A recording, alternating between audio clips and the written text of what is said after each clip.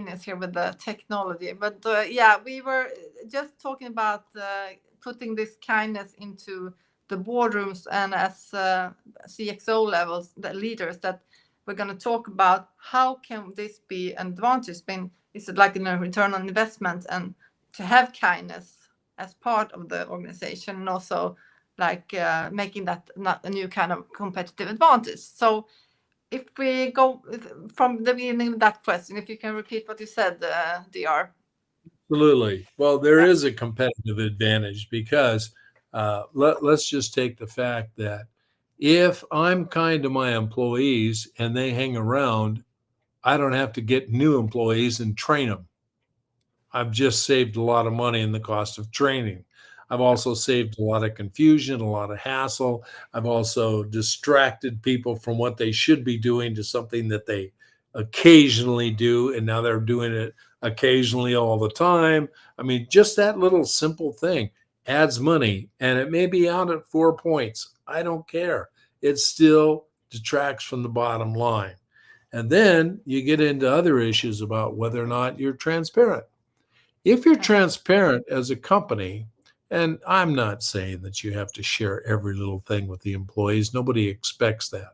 But if you're transparent about where you're going, what you're trying to accomplish, how they're a part of the team, and how they get affected by what you're trying to do, then suddenly they feel like they're on board. You've got a sign off and they're on board and they're going to work harder than they would otherwise. They never tell us anything. They treat us like mushrooms. We're just down here in the corner. They don't do anything for us.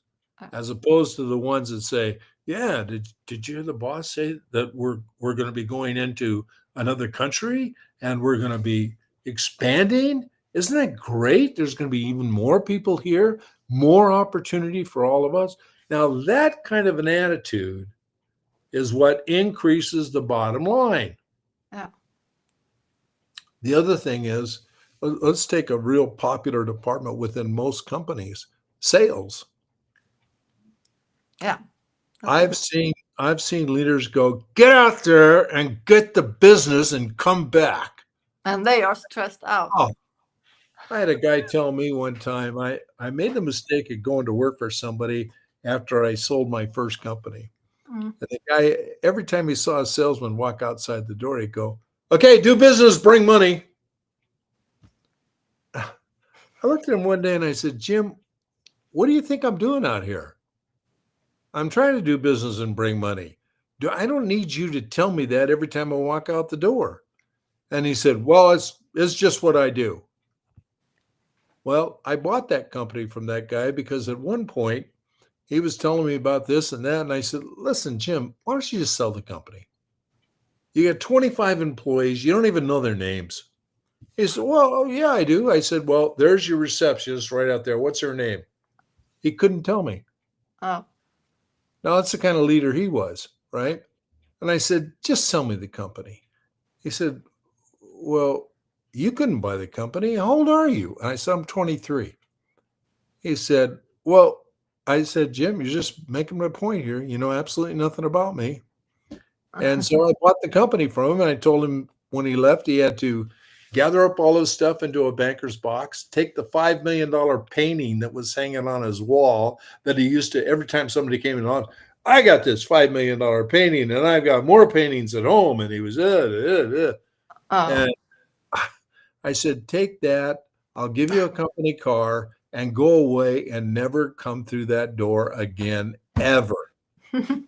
So when he left, the employees were watching this and they went, yay! Great. Jumping up and down, celebrating. And it made a big difference. By the way, in 6 months' time, I recouped my investment. You know why? Because everybody was on board. It's our company now. Now we can do something. Yeah, let's go. Let's make it work.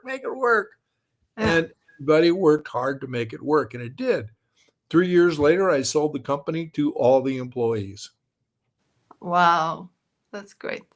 Yeah. That you're a really good example of good leader. Then also great kindness.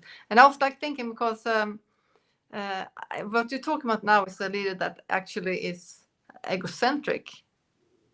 You know, is that an American word? No, no, it's not. Egocentric. No, it's not. E- Let me realize. Egocentric would be somebody who just Think deals about themselves. from their ego. They're always Yeah, the ego. Yeah, and I think Yeah. that's what I hear, because I also met many people that are leaders that are big egos, right? And they are not kind. They are just doing them for themselves, to win for themselves, to succeed for themselves, and then a great leader, I think, is what you are talking about, because but then it is this again. How do we cope with this when we have such a stressy environment? And then you have this method that you're planning to also make another book about and everything. So I think it's great. And I would like to go back again with this return on investment, because I don't know if this is a cultural thing or is something different between different countries, but is it something that is in the UK, United States, for example, that you have like, do you have key performance indicators about this? Do you have that in businesses today? Being kind. Can you make like, okay, do you have a system for that? Or is it something that's totally new? No, I don't think there's a system, at least not there's not a No. system for teaching kindness or No. respect or any of the traits. It's when you hire someone, you expect them to have some traits like Yeah. kindness and so forth. And my experiences and the people that I've hired is I've typically been able to assess from the conversation we're having whether they're kind just by the way they explain things. Yeah. And so that's one of the things I always looked for as somebody that I would hire. And there were a number of other things that I looked for. And I did something kind of unusual as an employer. When I interviewed somebody, I would sit down and say, "Okay, well, here's what you need to get the job," and then they would address that. And then I'd say, "Okay, now that we covered that, let me tell you what you need to do in order to get fired."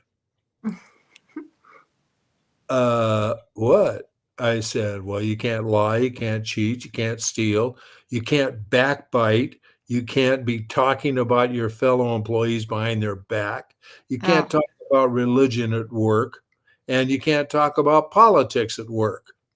Mm. Now, those are the things, plus honesty, of course. And if you violate any of those things, I will fire you. And every employee out there knows that. Yeah. So I had this guy who was a programmer and he did something wrong, and the junior programmers found out about it. And so I called him into my office and he told me what he did. And I said, "That's not right." He says, "Oh, no, it's right." I said, "No, it's not right. That's not the policy. That's not what everybody's doing, but you're telling everybody that it's complete." Oh. And he says, "You can't fire me." I said, "What?" He said, "You can't fire me." I said to my assistant, Rachel, I said, "Rachel, could you do me a favor and bring me in a glass of water?" So she brings me a glass of water. I set it down in front of this guy and I said, "We have a simple test at this company to prove whether or not you are absolutely and completely indispensable." He says, "Yeah, what's that?" I said, "Stick your finger in that glass of water. When you pull it out, if it leaves a void, I have to have you stay on staff." Okay. He gives me this look like deer in the headlights, right? I said, "Yeah, that's kind of what I thought." So I told the junior employees, "Would you take him back to his desk, let him get his stuff, and we'll cut him a check." That was the end. Okay. Yeah. But people have to have a clear understanding of what they're working for, why they're working, what they hope to accomplish. Yeah. And you can't do that. I'll tell you the best example of this. The best example was I took over a not-for-profit that had 120 some odd people for it. Now, in a not-for-profit, you can't just say, "Bob, would it be okay with you if you just went out there and did that for me and do this and do that and expect him to do it?" It's a not-for-profit. He's not going to get paid. What's his incentive, right? Oh. So I learned from that experience, and I've had several not-for-profit companies, I've learned from that experience that when I assigned something to someone, I set them aside and I say, look, Bob, I think there's an opportunity for you to learn this, that, and the other thing, and to grow as a person Mm. by doing this. Really? I hadn't thought about that. Yeah, I think it's an opportunity.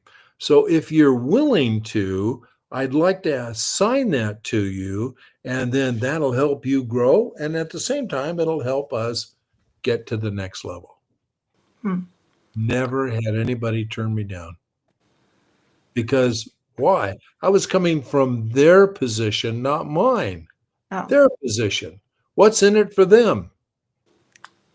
So And that's I think that is what I was thinking about also, making it like a corporate thing, because if we have those traits on corporate level, then you have to, what I'm talking about, key performance indicators, and seeing that this will be a return on investment to work on it, then you have to have some kind of program for it, to have some kind of evaluation for it, how you evaluate this. And is that something that you can offer in this new for adults?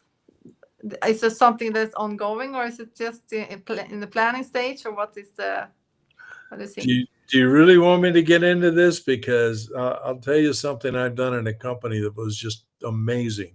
Amazing. The results were amazing. I took Yeah, over but a please company. do share that, dear. I think it's really important for those viewers that are interested to learn more about it. Well, I took over a company where they had severe losses, losses of tools, losses of big pieces of equipment. The employees and their families were overutilizing medical care. Uh, there was no respect. There was nothing in the company that made any sense. Nobody felt cohesive. So I did a simple trick. I Have you ever seen somebody draw things out of a hat? You just, like numbers Oh out of yeah. a hat. Yeah. Okay. So what I did is I took a hard hat and I had everybody put their name in the hard hat. And at the time, I think we had a little over 60 employees. So we had a number of them that were outside the country. So we put their names in anyway. So I had everybody draw a name.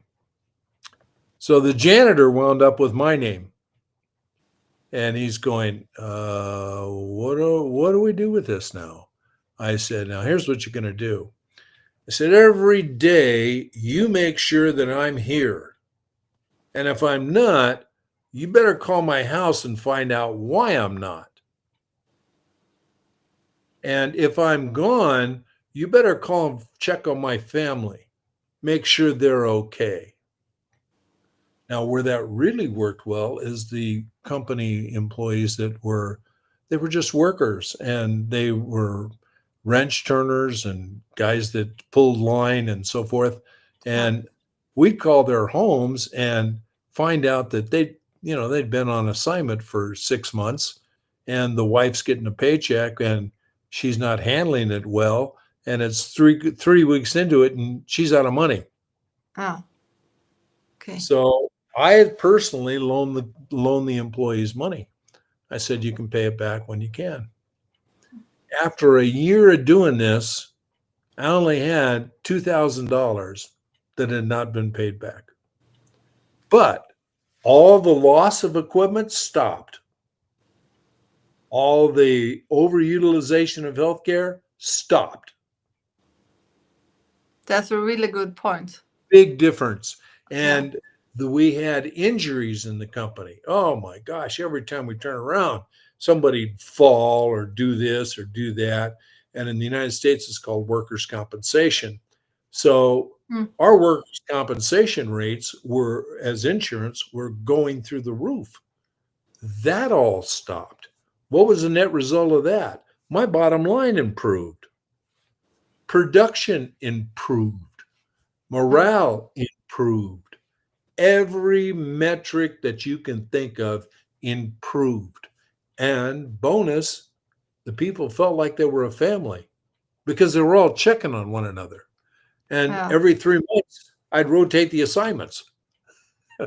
that's a really good thing, because I was gonna ask you now, because this is so important to have some kind of, it's like some, not a mentorship, but it's something else. This is something more than that. To Yeah, it's stand up much more. for each other and be there for each other, because I think it's really important to, if you think about the psychological safety and the mental health at work, and also what's going on in your private life versus Mhm. in your working life, professional life, and to have somebody, people are getting more and more lonely perhaps, and then you need to have this, and I think that is the ultimate way of showing kindness. Yeah, it is It's a really ground rule for right. kindness. Yeah, and people Yeah, recognize that it is. Gee, he's really easy to work for. He's really easy to work with. yeah, I really like working for him. Now, isn't that a better environment than get over there and do that and get it done and let me know when it's done? yeah. And if we go back to if we go back to the child stage, the children, I'm going to go back there, because I think this is for now. I think we need to have it both for children and also in organizations, because we are in that shift of global shift and everything that's going on with transformation. Everything is now. So we need to have both the organizations. But I think that for the next generation, we talked in the last episode about resilient leaders and how to build resilient leaders. And now we're talking about making kind leaders. Yeah. How do you think that is? What is the challenges to make that be the future? I mean, we don't know what the future is, but we need to have kindness and resilience in next generation. What is the challenges there to really Well, we make don't that know. a success? We don't know what the future holds. Nobody does. But I can tell you that if you're not prepared to be resilient or adaptable, which is another trait, if you're Yeah, not prepared to do that and then meet it with grace and kindness, it's going to be a really rough road for you. yeah, It's that simple. So the kids don't understand kindness. They may kind of know what kindness is until you sit down and explain it to them. And in the educational materials we produce, we actually have a page of activities and things they can do. And to prove that they know kindness, there's a mm, couple of questions. They go up to the teacher and say, Teacher, I know what kindness is. I can do that. I can do that. And so they answer these questions, and the teacher signs off on that page and gives them a sticker. yeah, And, oh, I got a sticker. It's a big deal for little kids. But it's something they can look back on. They keep that book, and it's something they can look back on and say, I know kindness. I know what it means to be resilient. I know that kindness is part of being resilient.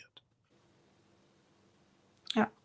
Now, that person who's kind, all this stress that we're seeing in the workplace, if we had people who were kind, would we see that much stress in the workplace? I No. mean, I think kindness is both. It's a lot of about internal dialogue as well, because you have the external environment. If everybody has, if you, I know that if you get in the room and you feel the energy is negative, then somebody's not feeling all right, and Yeah, then you have to. It's had to do with the inner dialogue. So absolutely, you really need to have that to not be stressed. I think so. It's really important if trait. the boss is talking to people with the kind of attitude that we've demonstrated here, Yeah, if he's talking to them like that, or they're talking to each other like that, you're stressed. You're going home every day wondering, do I still have a job tomorrow? Am I meeting up to the standards? And I don't even what are the standards? I don't even know what the standards are. It's awful. It's absolutely awful. So, this begins right at the top of our society with our leaders, not only political but in the workplace, and it begins at the bottom with the kids actually learning that, so that when they get to be in their 20s and they have their degrees, or they've yeah, finished school or technical school or whatever they went to, they're going to understand how to apply what they've learned in the best possible way. yeah. And we talked making one part of your DNA, and this is, if you start off early on, then you're gonna get the mindset, getting the growth mindset as well, and then you have that in you, the traits as just a natural thing, I think. So it's really great to be part of it. And I was like, because now we are trying to, if we like sum it up a little bit, our episode, I was like, I'll ask you, what's the main, if you want to say something to the board members or leaders or whatever level in the computer or sorry, in the workplace that you are, what advice would you give them at this point to apply kindness as one of the key indicators for a healthy organization? Well, I've said this in the workplace. I've said, would you please treat that person better than you obviously treat yourself? And they went, what? Said, Yeah, that's a good one. I said, you're one of the most stressed out people I've ever met. I said, and when you talk to somebody, you don't need to stress them out like you are. Treat them with kindness.